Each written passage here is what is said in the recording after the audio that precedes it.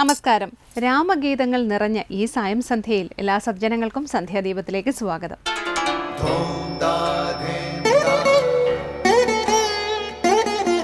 ശുഭം ഭവതു കല്യാണമായുസാരോഗ്യവർദ്ധനം സർവദുഃഖ വിനാശായ സന്ധ്യാദീപം നമോസ്തുതേ. നാമം ജപായനം പുണ്യം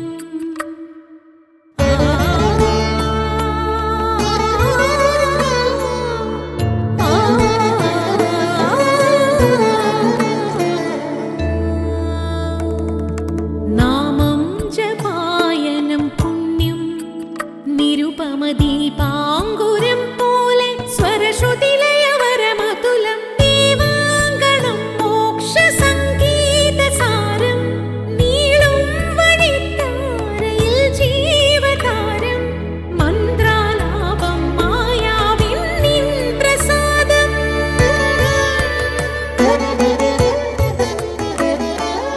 ഇരുൾ നീങ്ങിയുണരുന്ന തെളിനാളദീപം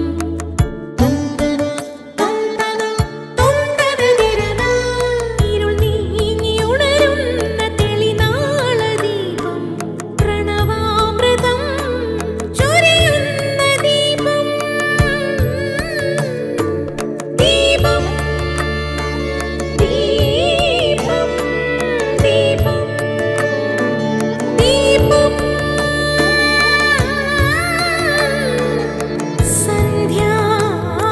സന്ധ്യാദീപം.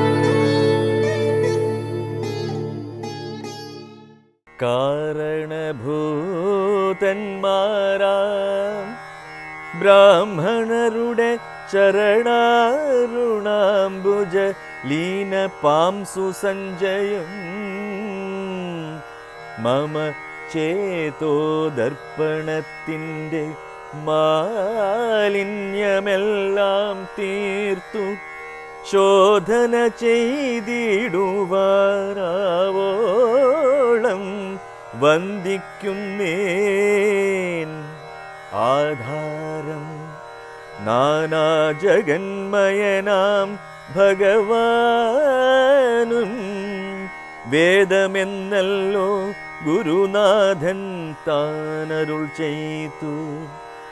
വേദത്തിനാധാരഭൂതന്മാരെ കാണായോരു ഭൂദേവ പ്രവരന്മാർ തദ്വരശാപാദികൾ ധാതൃശങ്കര വിഷ്ണു പ്രമുഖന്മാർക്കും മതം വേദജ്ഞോത്തമന്മാർ മാഹാത്മ്യങ്ങൾ ആർക്കു ചൊല്ലാം.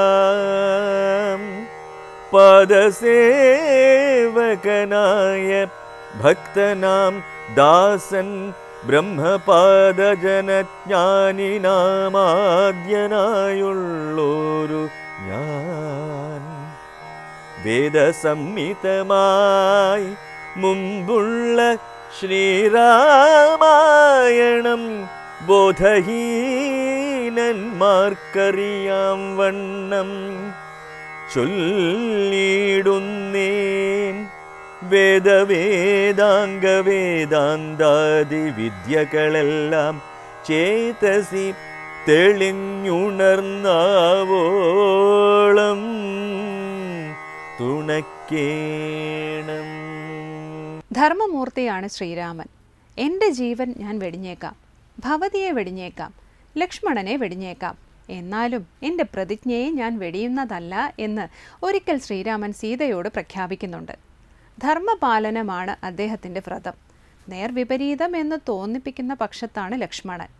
ധർമാധർമ്മങ്ങൾ തുടങ്ങിയ ഭാരിച്ചതും സങ്കീർണവുമായ കാര്യങ്ങളൊന്നും ലക്ഷ്മണൻ്റെ ആലോചനയിലില്ല. അതേക്കുറിച്ചെല്ലാം വിചിന്തനം ചെയ്യേണ്ടത് ആവശ്യമാണെന്ന തോന്നലുമില്ല. അദ്ദേഹത്തിന് ഏറ്റവും വലുത് രാമനാണ്, തൻ്റെ എല്ലാമായ രാമൻ. രാമൻ പറയുന്നതാണ് വേദവാക്യം, രാമൻ ചെയ്യുന്നതാണ് ശാസ്ത്രം. രാമനെ അനുഗമിക്കുകയാണ് വ്രതം, രാമനെ അനുസരിക്കലാണ് സാധന. അതിനപ്പുറത്തേക്ക് അദ്ദേഹത്തിനൊന്നും അറിയില്ല, അറിയണമെന്ന താല്പര്യവുമില്ല. രാമനാണ് എൻ്റെ ലക്ഷ്യം, അത് മാത്രമാണ് എനിക്ക് പരമപ്രധാനം എന്ന് ലക്ഷ്മണൻ പറയുന്നു. എപ്പോഴും രാമഭക്തനായ ലക്ഷ്മണനിൽ ഉത്തമനായ ഒരു ശിഷ്യനെയാണ് വാൽമീകി ലോകത്തിനായി സമർപ്പിച്ചത്. തുടർന്ന് ശ്രീ കാവാലം ശ്രീകുമാർ ശിവാനന്ദ ലഹരി ആലപിക്കുന്നത് കേൾക്കാം.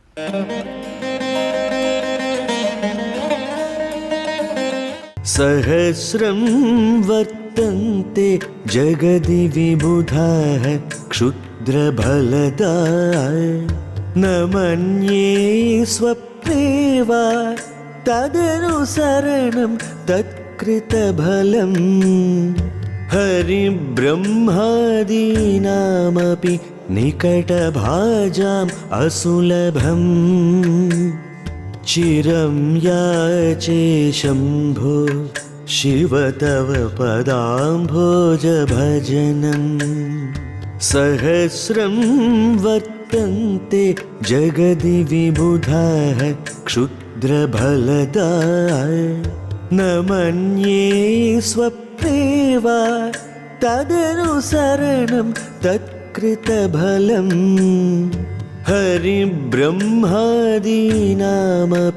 നികടഭാജാം അസുലഭം ചിരം യാചേ ശംഭോ ശിവ തവ പദാംഭോജഭജനം. അടുത്തതായി ശങ്കരസ്തോത്രാമൃതം. ജാഗ്രത്തിലാകട്ടെ സ്വപ്നത്തിലാകട്ടെ താൽക്കാലികങ്ങളായ ഫലങ്ങൾ തരുന്ന ദേവന്മാരെക്കുറിച്ച് ഞാൻ ചിന്തിക്കുന്നില്ല. അങ്ങനെയുള്ള ഉപാസനകളുടെ ഫലത്തെക്കുറിച്ചും ഞാൻ ചിന്തിക്കുന്നില്ല. ഭക്തി മാത്രമാണ് ഞാൻ ഇച്ഛിക്കുന്നത്. ശ്രീ ശങ്കരാചാര്യരുടെ ശിവാനന്ദ ലഹരിയിലെ 4-ാമത്തെ ശ്ലോകം ശങ്കരസ്തോത്രാമൃതത്തിൽ സ്വാമി ചിദാനന്ദപുരി വിവരിക്കുന്നത് കേൾക്കാം.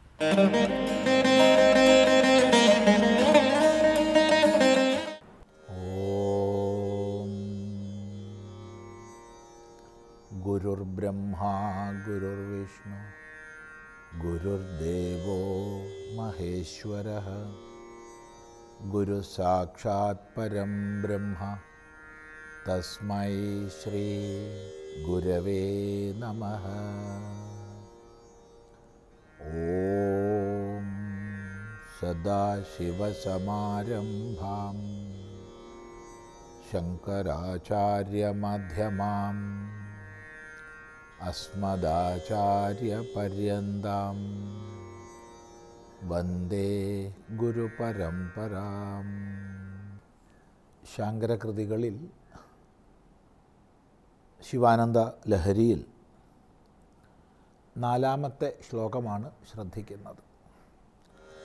സഹസ്രം വർത്തന്തെ ജഗതി വിബുധാ ക്ഷുദ്രഫലദാ ന മന്യേ സ്വപ്നേ വാ തദനുസരണം തത്കൃതഫലം ഹരിബ്രഹ്മാദീനാമപി നികടഭാജാമസുലഭം ചിരം യാചേ ശംഭോ ശിവ തവ പദാംഭോജഭജനം. ഹേ ശംഭോ, അല്ലയോ ശംഭോ. ശംഭു ശബ്ദം ഇതിനു മുമ്പ് നമ്മൾ ചിന്തിച്ചിട്ടുണ്ട്. ശം സുഖം, ആനന്ദം. അതിനെ ഭവിപ്പിക്കുന്നവൻ, ഭാവിപ്പിക്കുന്നവൻ, ആനന്ദത്തെ പ്രദാനം ചെയ്യുന്നവൻ ശംഭു. ഹേ ശംഭോ. ജഗതി, ഈ ജഗത്തിൽ, ഈ ലോകത്തിൽ, ഈ ലോകത്തിലെന്ന് പറഞ്ഞാൽ കേവലം ഭൂമിയിലെന്ന് അർത്ഥം എടുക്കേണ്ട, ചലനാത്മകമായി ഏതെല്ലാം ലോകങ്ങളുണ്ടോ അതിനെ മുഴുവൻ ഉൾക്കൊള്ളുന്ന ശബ്ദമാണ് ജഗത് ശബ്ദം. ഇപ്പം ജഗത്തിൽ സഹസ്രം വർത്തന്തേ, ആയിരക്കണക്കിന്, സഹസ്രം എന്നുള്ളത് അവിടെ 1000 എന്ന് സൂചിപ്പിക്കുന്നതല്ല, ആയിരക്കണക്കിന്, അനേകം. വർത്തന്തേ, വർത്തിക്കുന്നു. ആര്? ബഹുധാഹ ക്ഷുദ്രഫലദാഹ വിബുധാഹ. വിബുധാഹ, വിബുധന്മാർ. സഹസ്രം വർത്തന്തേ, പല പ്രകാരത്തിൽ ആയിരക്കണക്കിനായി വർത്തിക്കുന്നു. വിബുധാഹ, വിബുധന്മാർ, ദേവന്മാർ. എങ്ങനെയുള്ള ദേവന്മാർ? ക്ഷുദ്രഫലദാഹ, ക്ഷുദ്രങ്ങളായ ക്ഷയിക്കുന്ന ഫലത്തെ പ്രദാനം ചെയ്യുന്നവർ, താൽക്കാലികങ്ങളായ കാര്യലാഭങ്ങളെ തരുന്നവർ. അതിനുവേണ്ടി അത്തരം ദേവന്മാരെ വശീകരിക്കുക, അത്തരം ദേവന്മാരെ ഉപചരിക്കുക, അതിൻ്റെതായ വിധാനങ്ങളിൽ ചരിക്കുക, ഇതൊക്കെ ചെയ്യുന്നവരുണ്ട്. എന്നാൽ ഇവിടെ പറയുകയാണ് സ്വപ്നേവാ തദനുസരണം തത്കൃതഫലം ച ന മന്യേ. സ്വപ്നത്തിൽ പോലും അതനുസരിക്കുക എന്നതോ അതിനാൽ ചെയ്യപ്പെടുന്ന ഫലം എന്തെന്നതോ ഞാൻ ചിന്തിക്കുന്നേയില്ല. സ്വപ്നത്തിൽ പോലും. സ്വപ്നേവ അതൊരു ശൈലിയാണല്ലോ. അപ്പോൾ ജാഗ്രതത്തിലാവട്ടെ സ്വപ്നത്തിലാവട്ടെ ഒരു പ്രകാരത്തിലും ഞാൻ തദനുസരണം ന മന്യേ. അത്തരം ദേവന്മാരെ അത്തരം വിധാനങ്ങൾ അനുസരിക്കുക എന്നുള്ളത് ഞാൻ വിചാരിക്കുന്നില്ല. ഞാൻ അത്തരം ദേവതോപാസനയിലേക്ക് പോകുന്നില്ല. തത്കൃതഫലം, അങ്ങനെയുള്ള ഉപാസനകളാൽ ചെയ്യപ്പെടുന്ന ഫലത്തെക്കുറിച്ച് ഞാൻ ചിന്തിക്കുന്നേയില്ല. ന മന്യേ. പിന്നെ എന്തിനാണ് ഞാൻ ചിന്തിക്കുന്നത്? ഹരിബ്രഹ്മാദീനാം നികടഭാജാമപി അസുലഭം തവ പദാംഭോജഭജനം ചിരം യാചേ.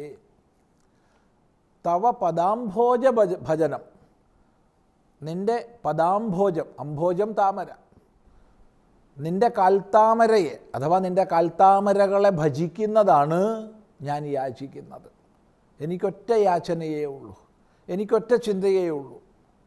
ഭഗവാനെ, നിൻ്റെ പാദങ്ങളെ ഭജിക്കാൻ സാധിക്കണം. ഭക്തി മാത്രമാണ് ഇച്ഛിക്കുന്നത്, മറ്റൊരു ഇച്ഛയുമില്ല. അവിടെ തവ പദാംഭോജ ഭജനം എന്നുള്ളതിനെ പ്രത്യേകമായി വിശേഷിപ്പിച്ചിരിക്കുകയാണ്. ഹരിബ്രഹ്മാദീനാം നികടഭാജാം അപി അസുലഭം.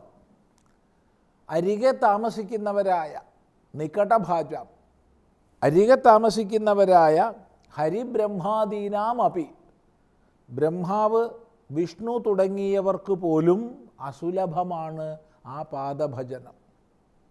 വിഷ്ണുവാകട്ടെ ബ്രഹ്മാവാകട്ടെ ശിവനോട് ചേർന്ന് പല വിഷയങ്ങളിലും ഒന്നു ചേർന്ന് വ്യവഹരിക്കുന്നുണ്ട്. അതുകൊണ്ട് തന്നെ നികട ഭാജന്മാരാണവർ. നികടത്തിൽ സമീപത്തിൽ ഭജിക്കുന്നവർ വസിക്കുന്നവരാണ്.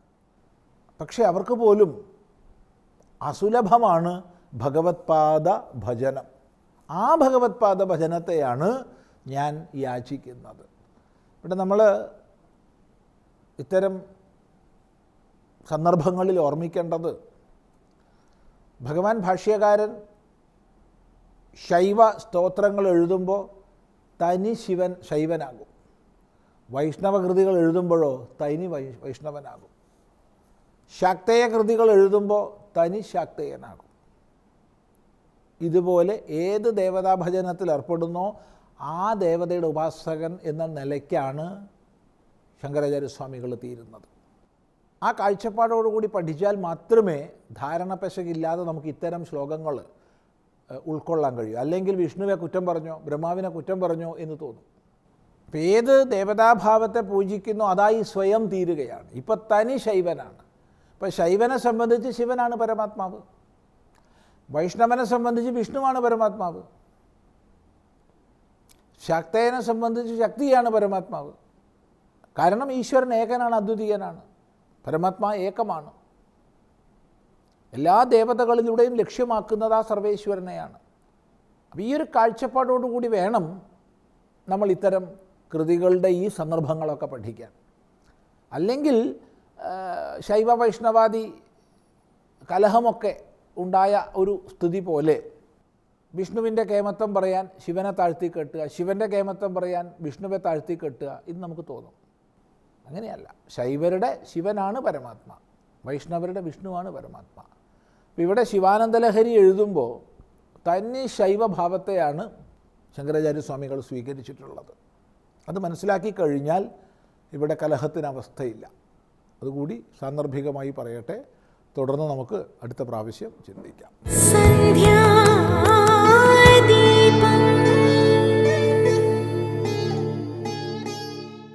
തുടർന്ന് സനാതനധർമ്മം.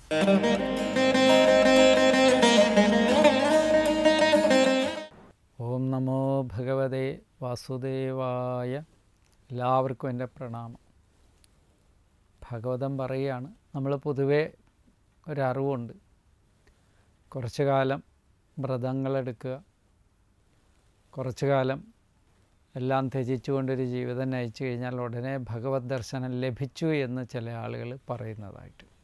എനിക്ക് ഭഗവാനെ നേരിട്ട് കാണാൻ കഴിഞ്ഞു എന്നാണ് അവർ പറയുന്നത്. കണ്ണുകൊണ്ട് കാണാൻ കഴിഞ്ഞു, ഭഗവാന്റെ പാദടികൾ എൻ്റെ ചെവിയിൽ പതിക്കുന്നുണ്ട് എന്നൊക്കെ പറയുന്നുണ്ട്. അതിനുള്ള മറുപടിയാണ് ഭാഗവതം പറയുകയാണ്, ജാനന്ദയേവ ജാനന്തു കിം ബഹുക്ത്യാ നമേ പ്രഭോ മനസ്സോ വപുഷോ വാജോ വൈഭവം തവ ഗോചരഃ. പറയുക, ജാനന്ദയേവ, അറിയുന്നവർ തന്നെ. നമ്മളിപ്പോൾ ഓരോ വിഷയങ്ങളെ നമുക്കറിയാൻ പറ്റും. രൂപത്തെ നമ്മൾ അറിയുന്നു കണ്ണുകൊണ്ടാണ്, ചെവിയിലൂടെ ശബ്ദത്തെ നമ്മൾ കേൾക്കും, മൂക്കിലൂടെ മണത്തെ, നാവിലൂടെ രുചിയെ, സ്പർശനം കൈയിലൂടെ, ഇങ്ങനെ നമ്മൾ വിഷയങ്ങളെ അറിയുന്നുണ്ട്. ഓരോരോ വിഷയങ്ങളെ അറിയുന്നവൻ തന്നെ ജാനന്തു, അറിയട്ടെ. ചിലർ പറയുകയാണ്, രൂപത്തെ കാണുന്ന കണ്ണിനെപ്പോലെ, അല്ലെങ്കിൽ ശബ്ദത്തെ കേൾക്കുന്ന ചെവിയെപ്പോലെ, നാക്കിനെപ്പോലെ, മൂക്കിനെപ്പോലെ, സ്പർശനേന്ദ്രിയത്തെ പോലെ അറിയട്ടെ. ഒരിക്കലും രൂപിയായ ഭഗവാനെ ഈ രൂപങ്ങൾ കൊണ്ട് ഈ രൂപങ്ങളെ കാണുന്നത് പോലെ കാണുവാൻ ആർക്കും സാധിക്കില്ല. ത്രികരണങ്ങൾ കൊണ്ട് ഒരിക്കലും സാധിക്കില്ല. എങ്കിലും ആളുകൾ പറയാണ്, ഞാൻ അറിഞ്ഞു എന്ന് പറഞ്ഞു കഴിഞ്ഞാൽ ആ അറിവ് അറിയുന്നവൻ തന്നെ ജാനന്തു, അറിയട്ടെ. ബഹുത്യാക്കിം, ബഹുവാക്കുകൊണ്ട് എന്ത് ഫലം. ഭഗവാന്റെ മഹത്വത്തെക്കുറിച്ച് അനേകം വാക്കുകൾ നിങ്ങൾക്ക് പറയാം, അനേകം ഭാഷാചാതുര്യത്തോടു കൂടി വർണ്ണിക്കാം, അനേകം പ്രകാരത്തിൽ സ്തുതിക്കാം, എന്തു വേണേലും ചെയ്യാം. പക്ഷേ എന്താ, ബഹുവാക്കുകൊണ്ട് ഭഗവത് ഐശ്വര്യത്തെ, ഭഗവത് മാഹാത്മ്യത്തെ, ഭഗവത് അനുഭവത്തെ അറിയാൻ ആർക്കും സാധിക്കില്ല. വാക്കുകളുണ്ട്, പിന്നെ അവിടെ എന്താ ഫലം എന്നുള്ളതാണ് ഇവിടെ ചോദിക്കുന്നത്. അതുകൊണ്ട് വാക്കുകൾ കൊണ്ടുള്ള ഫലമല്ല, മറിച്ച് അനുഭവം കൊണ്ടുള്ള ഫലത്തെയാണ് ഭാഗവതം പ്രദാനം ചെയ്യുന്നത്. അനുഭവം ഉണ്ടായിരിക്കണം. പ്രതിദിനം ഭഗവത് അനുഗ്രഹത്തിന് പാത്രീഭൂതരാകുവാൻ ഉള്ള കർമ്മപദ്ധതി നമ്മളിൽ ഓരോരുത്തരിലും ഉണ്ടാകണം. ദോഷങ്ങൾ അത്രയും നമുക്ക് അറിയണമെന്നുണ്ടെങ്കിൽ എന്തു ചെയ്യണം?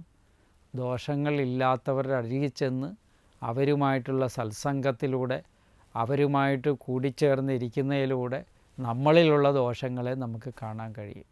നല്ലൊരു സജ്ജനം ഒരു ദുർജനത്തിൻ്റെ കണ്ണാടിയാണ്. എന്തുകൊണ്ട്? ഈ ദുർജനത്തിൻ്റെ സ്വഭാവങ്ങളെ അത്രയും മാറ്റിയെടുക്കാൻ സജ്ജനത്തിന് സാധിക്കും. സജ്ജനത്തിൻ്റെ അരികിൽ പോയിരുന്ന് നാം കേൾക്കേണ്ടതെല്ലാം കേട്ട് കേട്ട് കേട്ട് കേട്ട് കേട്ട് മനസ്സിലെ ഇതുവരെ ഉറപ്പിച്ച് വെച്ചിരുന്ന ഒന്നും യാഥാർത്ഥ്യമല്ലെന്നും ഇതിനപ്പുറത്തേക്ക് എന്തൊക്കെയോ ഉണ്ടെന്നുള്ളൊരു അവബോധം നമ്മുടെ മനസ്സിലുണ്ടാക്കിയെടുക്കുക. അതാണ് ഈ തരുണത്തിൽ നമുക്ക് ആവശ്യം. അതുകൊണ്ട് പറയുക, ഇവിടെ ബഹുവാക്കുകൊണ്ട് എന്താ പ്രയോജനം? വാക്കുകളൊക്കെ ഇങ്ങനെ വളരെ സരളമായിട്ടും മറ്റുമൊക്കെ പറഞ്ഞതുകൊണ്ട് ഭഗവാനെ അറിയണമെന്നുണ്ടോ? ഇല്ല. പിന്നെയോ, പ്രഭു അല്ലയോ സർവസമർത്ഥനായിരിക്കുന്ന, എല്ലാവിധത്തിലും മനുഷ്യർക്ക് സാമർഥ്യത്തെ നൽകുന്നവനാണ് ഭഗവാൻ. അങ്ങനെ സർവസമർത്ഥനായിരിക്കുന്ന പ്രഭു, തവ അല്ലയോ ഭഗവാനെ, നിൻ തിരുവടിയുടെ, നിൻ്റെ വൈഭവം, മാഹാത്മ്യം, ഭഗവാന്റെ മാഹാത്മ്യത്തെ ആരെങ്കിലും ഇപ്രകാരത്തിൽ പറഞ്ഞ് അറിയുന്നു, അറിയട്ടെ എന്നൊക്കെ വിചാരിച്ചിട്ടുണ്ടെങ്കിൽ, മാഹാത്മ്യം മേ, എൻ്റെ മനസ്സിൽ, അതുപോലെ വപുഷഃ മനസ്സിനും ശരീരത്തിനും, വാചക വാക്കിനും നഗോചര, വിഷയമല്ല. ഈ ഭഗവാനെന്ന് പറയുന്ന ഭഗവാന്റെ മാഹാത്മ്യത്തെ ആരെങ്കിലും അറിഞ്ഞു എന്ന് പറഞ്ഞു കഴിഞ്ഞാൽ അവരെന്തല്ല, മനസ്സിന് വിഷയമല്ലത്. ഭഗവാൻ മനസ്സിന് വിഷയമല്ല. പിന്നെന്താണ്? വപുഷഃ ശരീരത്തിന് വിഷയമല്ല. പിന്നെയോ വാചക വാക്കിന് വിഷയമല്ല. നഗോചര വിഷയമല്ല. അപ്പം ഇതിനൊന്നും വിഷയമല്ലാത്ത ഭഗവാനെ അറിഞ്ഞു എന്ന് ആരെങ്കിലും പറഞ്ഞാൽ അവർ പറയുന്നത് എന്താണെന്ന് നമ്മൾ വ്യക്തമായി സാധുക്കളായ ഭക്തജനങ്ങൾ അറിഞ്ഞുകൊള്ളുക. എത്രയോ കാലത്തെ തപസ് കൊണ്ട്, എത്രയോ കാലത്തെ പ്രയത്നം കൊണ്ടാണ് ഒരു മനുഷ്യൻ്റെ മനസ്സ് തന്നെ വിശുദ്ധിയെ പ്രാപിക്കുന്നത്. നിരന്തരമായ കർമ്മവിശുദ്ധി ഉണ്ടാകണമെന്നുണ്ടെങ്കിൽ അവൻ നിരന്തരമായ അഭ്യാസവും തന്നിലേക്ക് ഒതുങ്ങുകയും വേണം. ബഹുചിന്തകൾ നമ്മുടെ മനസ്സിനെ ബഹുകർമ്മത്തിലേക്ക് വ്യാപരിപ്പിക്കുകയാണ് ചെയ്യുന്നത്. അതേസമയം മനസ്സിനെ ഒതുക്കി നിർത്തുവാൻ, മനസ്സിൽ ആവശ്യമുള്ള വിഷയങ്ങളിൽ മാത്രം വ്യാപരിക്കുവാൻ, മനസ്സിനെ വ്യാപരിപ്പിക്കുവാൻ, ആവശ്യമില്ലാത്തതിൽ നിന്ന് ഒതുക്കി നിർത്തുവാൻ നമുക്ക് സാധിക്കണമെന്നുണ്ടെങ്കിൽ ഞാൻ അറിയുന്ന ഭഗവാനെന്ന് പറയുന്നത് മനസ്സിനോ ശരീരത്തിനോ വാക്കിനോ വിഷയമല്ലാത്തതാണ് എന്ന് ഭാഗവതം നമ്മളോട് വെളിപ്പെടുത്തി തരുന്നു. മനസ്സിന് വിഷയമല്ല. മനസ്സെന്ന് പറഞ്ഞാൽ എന്താണ്? അത് എപ്പോഴും നിശ്ചലമല്ല, എപ്പോഴും എന്താണ്? ചാബല്യത്തോടു കൂടിയാണ്, ചഞ്ചലതയോടു കൂടിയതാണ് മനസ്സ്. ആ ചഞ്ചലതയോടു കൂടിയ മനസ്സിനെ വിവേകം കൊണ്ടാണ് ഉറപ്പിക്കേണ്ടത്. വിവേകം ഉണ്ടാകുമ്പോൾ മാത്രമേ ചാഞ്ചല്യം മനസ്സിന് നഷ്ടപ്പെടുകയുള്ളൂ. അപ്പോഴാണ് മനസ്സ് സുസ്ഥിരമായി ഭഗവാനിൽ നിൽക്കുന്നത്. പിന്നെ അതുപോലെ തന്നെ ശരീരം എന്ന് പറഞ്ഞാൽ ഇത് മൺമറഞ്ഞു പോകുന്ന ശരീരമാണ്. പഞ്ചഭൂതാത്മകമായ ശരീരം എന്നെങ്കിലും ഒരിക്കൽ എവിടെയെങ്കിലും പതിക്കും, അത് ഈ മണ്ണോട് ചേർന്നും പോകും. ആ ശരീരത്തിനും ഭഗവാനെ അറിയാൻ കഴിയില്ല. വാക്കെന്ന് പറഞ്ഞാൽ ഇന്ന് പറയുന്നത് നാളെ നമുക്ക് പറയാൻ പറ്റിയെന്ന് വരില്ല. ഇന്ന് പറയുന്നത് പോലെ തന്നെ നാളെയും പറയാൻ നമുക്ക് സാധിക്കില്ല. അതും മാറി മറിഞ്ഞുകൊണ്ടിരിക്കുന്നു. ഇങ്ങനെ അസ്ഥിരമായി നിൽക്കുന്ന വസ്തുക്കളെ വെച്ചുകൊണ്ട് ഭഗവാനെ അളക്കാൻ ശ്രമിക്കുമ്പോൾ ഭഗവത് മാഹാത്മ്യത്തിൽ നിന്ന് നമ്മൾ ഒരുപാട് വിദൂരത്താണെന്ന് അറിഞ്ഞുകൊള്ളണം. എവിടെയാണ് ഭഗവാൻ വസിക്കുന്നതെന്ന് ചോദിച്ചു കഴിഞ്ഞാൽ ഇതുപോലെ ഭഗവത് മാഹാത്മ്യം സർവത്തിനും വിഷയമല്ലാതെ തന്നിൽ തന്നെ അന്തര്യാമി രൂപേണ വർത്തിക്കുന്നുണ്ട്. അതിൻ്റെ അരികിലെത്താൻ പ്രാർത്ഥനാപൂർവം ചെല്ലുക എന്നാണ് ഭാഗവതം നമ്മെ പഠിപ്പിക്കുന്നത്. അതുകൊണ്ട് ഭാഗവതത്തിലൂടെ പ്രകാശനം ചെയ്യുന്നത് എന്താണെന്ന് ചോദിച്ചു കഴിഞ്ഞാൽ ആ ഭഗവത് മാഹാത്മ്യത്തെ അനുഭൂതിയാക്കി മാറ്റുവാൻ പ്രയത്നിക്കുന്ന സജ്ജനങ്ങളെ സൃഷ്ടിക്കുക എന്നുള്ളത് തന്നെയാണ്. അതാണ് നാം ഓരോരുത്തരും ഓർത്ത് വയ്ക്കേണ്ടത്. എല്ലാവർക്കും നമസ്കാരം.